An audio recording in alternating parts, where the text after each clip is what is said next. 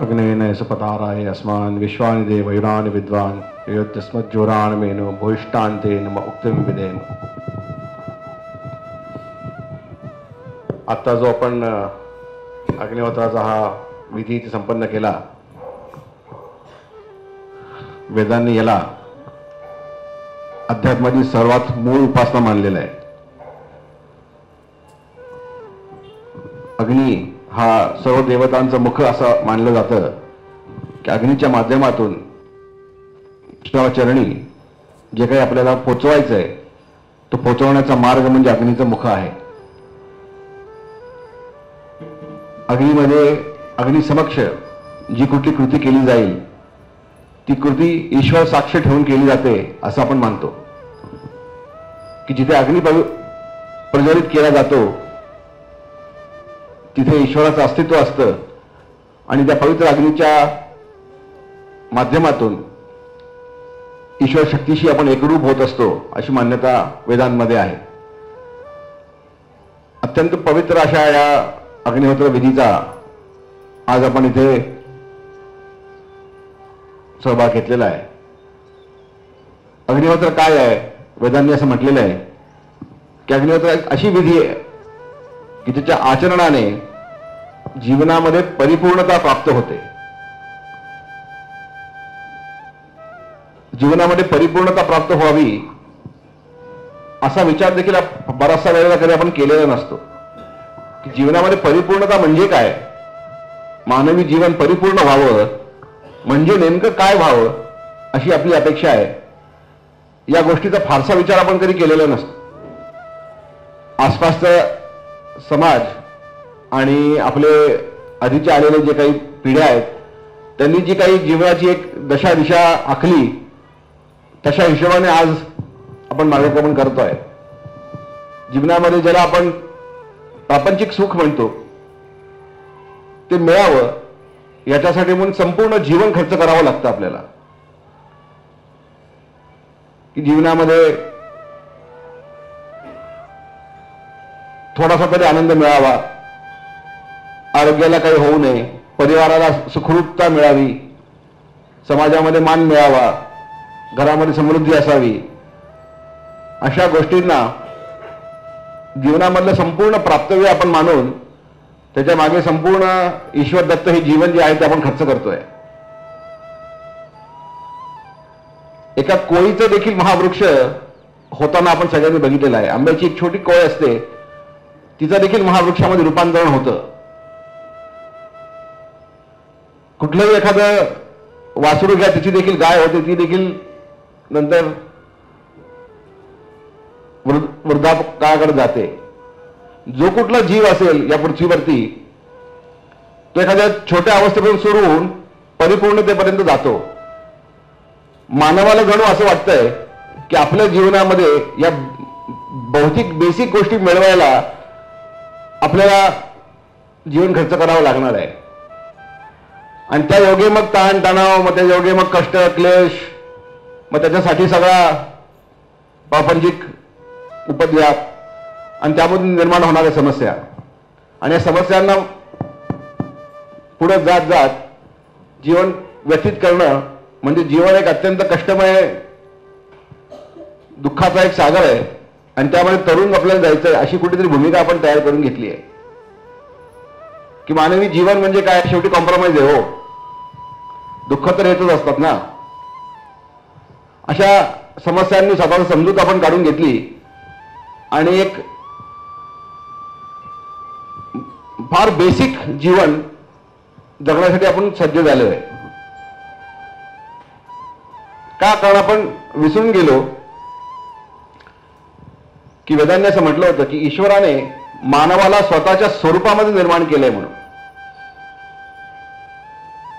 जसे आम्ही आहोत तसे तुम्ही व्हा अशी आकृती निर्माण केली, त्याला मानव म्हणलं ईश्वराने. आणि फक्त मानवाला ईश्वराच्या अस्तित्वाचं ज्ञान आहे. बाकी कुठल्याही जीवाला सृष्टीमध्ये ईश्वर तत्व आहे ह्याचं माहिती देखील नाहीये. एका वृक्षाला जर विचारलं की तुला जन्म कोणी दिला रे, त्याला काहीच माहित नाहीये. एखाद्या पक्षाला विचारलं की कोण सृष्टीचा चालक आहे त्याला काही माहीत नाहीये. एखाद्या गाईला जर विचारलं की जीवन मृत्यूचा हा चक्र जो आहे जीवाचा हा कोण संचलित करतंय, त्यांना त्याच्याविषयी काही ज्ञान नाहीये. फक्त मानव असा आहे प्राणी ज्याला ईश्वर असण्याचं, त्याला समजण्याचं, ईश्वरापर्यंत पोहोचण्याचं व प्रत्यक्ष ईश्वर होण्याचं देखील सुविधा आहे. आणि आजच्या घडीला या पृथ्वीवरती सगळ्यात दयनीय आयुष्य फक्त मानवच जगतोय.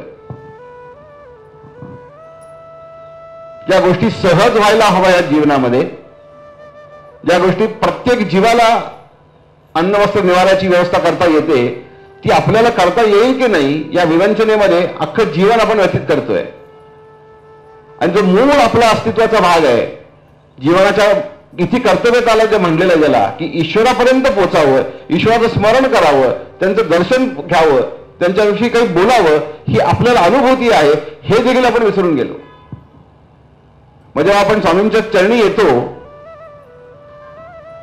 त्या गुरुचरणी आपण जेव्हा आपण नतमस्तक होतो, तेव्हा काय मागतो? आमच्या सार सर्वस्वाची काळजी घ्या, अमुक करून द्या, तमुक करून द्या, हे होऊन जाऊ द्या, ते होऊन जाऊ द्या. ह्याच्यामध्ये दोन गोष्टी आहेत. एक तर आपण ईश्वर मानतो किंवा आपलं ईश्वर मान्यच नाहीये. जर ईश्वर मान्यच नाहीये तर विषयच वेगळा. पण जर ईश्वर मान्य असेल, सृष्टी ईश्वर निर्माण केली हे मान्य असेल, ईश्वर तत्व आहे आणि सृष्टीचं संचलन ईश्वर करतात हे मान्य असेल, तर आपल्या जीवनाचं संचलन ईश्वर करत नाहीयेत का हा प्रश्न आपल्याला कधी पडलेला नाहीये. मग जर परमेश्वरी शक्ती आहे ती आपल्या जीवनाचं संचलन करत आहे, आपल्या जीवनाला मार्ग दाखवत आहे, आपल्या जीवनाला घडवत आहे हे आपल्याला माहीत असेल तर व्याकुळ आणि दयनीय आपण का? मग अवतारानंतर ऋषींपासून, संतांपासून, महंतांपर्यंत प्रत्येकाने काय सांगितलं की स्वतः मधल्या ईश्वराला ओळखा. म्हणजे जेव्हा आपण जमीनच्या चरणी नतमस्तक होत असतो, गुरुचरणी आपण जेव्हा लीन होतो, तेव्हा काय मागणी मागावं? हे करून द्या, ते करून द्या. त्यांना माहित नसेल का आपल्याला काय हवंय? तर ईश्वर आहे, मला निर्माण ईश्वराने केलंय, ईश्वराने जीवन दिलं, श्वास दिला, हृदयाचे ठोके दिले, तर जीवनात घडणाऱ्या घटना माहीत नसतील का? माहिती आहे ईश्वराला. एक आईला आपल्या बाळाच्या जीवनात काय चाललं माहितीच असतं. तर स्वामींविषयी म्हटलं गेलं की स्वामींच्या केवळ दर्शनाने पशुपक्षींचा देखील उद्धार झाला. आपण तर मानव आहोत, मग आपला उद्धार होणारच आहे म्हणूनच स्वामींनी आपल्याला दर्शन दिलेलं आहे. आपलं कल्याण होणारच आहे याची इतकंची चिंता करू नका असं स्वामींनी सांगितलेलं आहे. आणि ते सांगण्यासाठी अक्कलकोटला आलो, ते सांगण्यासाठी गुरुपीठ स्थापन केलं आणि अशी एक तुम्हाला शिकवण दिली त्या योगाने तुमचं जीवन इहलौकिक व पारलौकिक दोन्ही कल्याणकारी होईल. ते शास्त्र म्हणजे अग्निहोत्र आहे. तर मनामध्ये ईश्वराची श्रद्धा असेल, स्वामींचरणीचं गुरुत्व आपण दिलं असेल तर अग्निहोत्र आपल्याला अनिवार्य आहे. कारण अग्निहोत्र ही स्वामींनी दिलेली वेदांची मूळ उपासना आहे आणि ती आपल्या घरी आपण करून स्वतःचं, आपल्या परिवाराचं, सार्वस्वाचं परिपूर्णतेपर्यंत घेऊन जायचं असं मार्ग आपल्याला मोकळा करून दिलेला आहे. तर स्वामी असं म्हणतायत की आमच्या मधला समर्थ कळाला, स्वतः मधला समर्थ कधी शोधाल? तुमच्या हृदयात जो समर्थ राहतो त्याच्याकडे कधी बघाल की नाही? का केवळ आमच्या चरणी येऊन स्वतःचं दुःखच सांगत राहाल? अहो, त्या दुःखामधून मार्ग बाहेर दाखवतो आहे, दुःखापासून परे जाण्याचा, आनंद प्राप्त करण्याचा, जीवन आनंदाने भरून टाकण्याचा मार्ग दाखवतोय, त्याच्याकडे कधी बघाल? तर आज अक्कलकोट सारख्या पुण्यभूमीतून महाराजांच्या पादुका जेव्हा आपल्या इथे आलेल्या आहेत तेव्हा आपल्या एवढ्या सगळ्या लोकांना आशीर्वाद देऊन आपलं जीवन कल्याणकारी तर करणारच आहे. तो विषय ज्या अर्थी आपण इथं आलोय त्या अर्थी आपलं जीवन कल्याणकारी ऑलरेडी झालेलंच आहे. आपल्यावरती गुरूंचा आशीर्वाद आहे, ईश्वराचा आशीर्वाद आहेच आहे. मात्र आज गुरुचरणी जेव्हा दर्शन घेऊ, गुरूंचं जेव्हा आपण इथे स्मरण करू, तेव्हा जाताना अग्नी उपासना घरी घेऊन जायची आहे. कारण ते सांगण्यासाठी गुरु इथं आले. आपलं जीवन कल्याणकारी व्हावं हीच त्यांची अपेक्षा आहे. आपल्या घरामध्ये, आपल्या परिवारामध्ये, आपल्या कुटुंबामध्ये प्रत्येकाला सुख मिळावं, आनंद मिळावा प्रत्येकाचं स्वास्थ्य लाभावं, प्रत्येकाचं कल्याण व्हावं, प्रत्येकाला समृद्धी मिळावी, घर आनंदाने भरून जावं, हीच त्यांची इच्छा आहे, हीच त्यांची आपल्याकडनं अपेक्षा आहे. कसं दुःखामध्ये व्याकुळतेने जगू नका, जगावं अशी मुळीच अपेक्षा नाही. किंबहुना तुमचं जीवन आनंदाने भरून टाकावं हीच आमची मागणी आहे आणि तेच तुम्हाला द्यायचं आहे, म्हणून आम्ही आलोय. ह्याचा विसर पडू देऊ नका आणि ते तुम्हाला मिळेल का? कारण तुमचा हक्कच तो आहे. का? कारण आमचे शिष्यच आहात. जर भक्तिभावाने, एकाग्रतेने शुद्ध भक्ती आमच्या चरणी करत असाल तर तुमचं जीवन सुखाने भरून टाकू एक ग्वाही आम्ही दिलेली आहे. हे सांगायला स्वामी आलेले आहेत. महाराजांच्या रूपाने त्यांनी काय केलंय की त्याच परमेश्वर अंशाने ज्याने स्वामींचं रूप धारण केलं त्याच ईश्वर तत्वाने महाराजांच्या रूपाने अग्निहोत्र उपासना आपल्याला दिलेली आहे. या 40 देशांमधनं लोक करतायत. असंख्य लोक, असंख्य भक्त आज अग्निहोत्राचं आचरण करून स्वतःचं जीवन कल्याणकारी करून घेत आहेत. आज आपण जेव्हा इथं आलो आहे, आपण इथं दर्शन घेऊ, स्वामींचं स्मरण करू आणि त्याच्या वेळी आपण वंदन करू आणि त्यांना आपण कृतज्ञता व्यक्त करू की आपण इथपर्यंत आलात, आम्हाला दर्शन दिलं, आपल्या चरणी आम्ही आमचं जीवन समर्पित केलेलं आहे आणि आता अग्नि उपासना करून स्वतःचं जीवन आम्ही कल्याणकारी तर करूच, इतरांचं जीवन देखील आनंदाने भरून टाकू, अशी आमची इथे आज आपल्या समोर एक मागणी आहे की आम्हाला द्याल तर काय द्या. जी परिपूर्णता आम्हाला तुम्ही दिलेली आहे ते देऊन झालं, आता पुढे काय द्याल. तर ज्या अग्नीची प्रशंसा वेदांनी केली, ऋषींनी केली, अवतारांनी केली, संतांनी केली, त्या पवित्र अग्नीला आमच्या घरी प्रकट होऊ दे, आमच्या घरी आम्हाला प्रज्वलित करू दे आणि त्याच्या माध्यमातून ईश्वर तत्वाला आमच्या समोर आम्हाला बघू दे, त्याचं दर्शन घडू दे.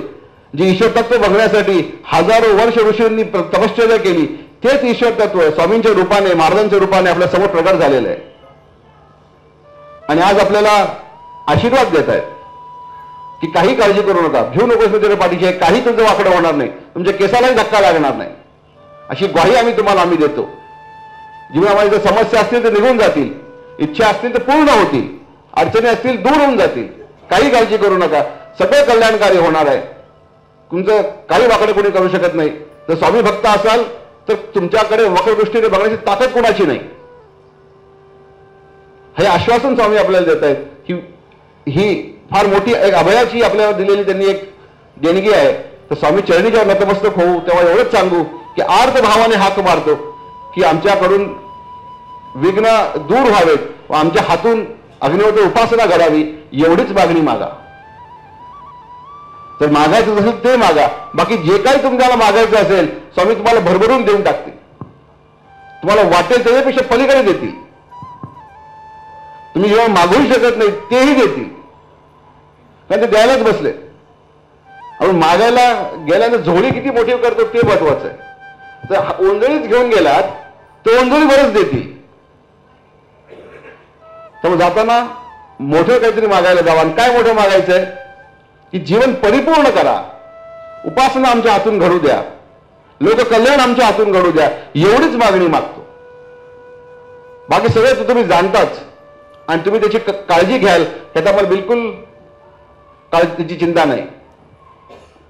मनामधलं दैन्य दूर करा, चिंता तणाव दूर करा, अग्निहोत्र आमच्या हाताने घडून द्या, एवढीच मागणी मागावी. आणि हे ते पवित्र अग्नी जे ऋषींना दिसलं, जे अवतारांनी ज्याचं दर्शन घेतलं, त्याच्या साक्षीने आज आपण सगळे इथे एकत्र आलेलो आहे, त्याच पवित्र अग्नीला स्मरण करून स्वामीचरणी वंदन करूया आणि आज या पवित्र दिवशी एवढंच मागणी स्वामीचरणी आपण मागूया. तर आज हा कार्यक्रम आयोजित केल्याबद्दल कदम साहेब आपले आभार. आणि हट्टाने आपण हा कार्यक्रम केला तसं मला कळालं आणि दरवर्षी आपण हा कार्यक्रम घेता आणि आपल्या सगळ्या लोकांना आपण स्वामींच्या दर्शनाची इथे संधी उपलब्ध करून देतात. तर मला आशा आहे की आपल्याकडून एक मागणीच आहे की सगळ्यांना अग्निहोत्र देखील आपण पुढाकाराने करायला लावा आणि आपल्या माध्यमातून एवढ्या सगळ्या परिवारांचं कल्याण व्हावं अशी गुरु इच्छा आहे. त्यामुळे आपल्याला मोठा एक आशीर्वाद आहे, मोठी संधी देखील आपल्याला आहे आणि आपण सगळे देखील आलात त्याबद्दल आपले देखील आभार. आणि गुरुचरणी दर्शन घ्या, आनंदाचा अनुभव करून घ्या. खूप दुर्लभ अशी ही संधी आहे जी देवतांना देखील मिळत नाही. अशा आशीर्वादाला आज आपण पात्र आहोत आणि देवाला देखील हेवा वाटेल असं जीवन आपल्या माध्यमातून स्वामी आपल्याला उभं करून देणार आहेत. तर येणारं नववर्ष आपल्या सर्वांना आनंदाचं, सुखाचं, समृद्धीचं, आरोग्याचं जावो अशी आपण स्वामीचरणी प्रार्थना करू. नमस्कार.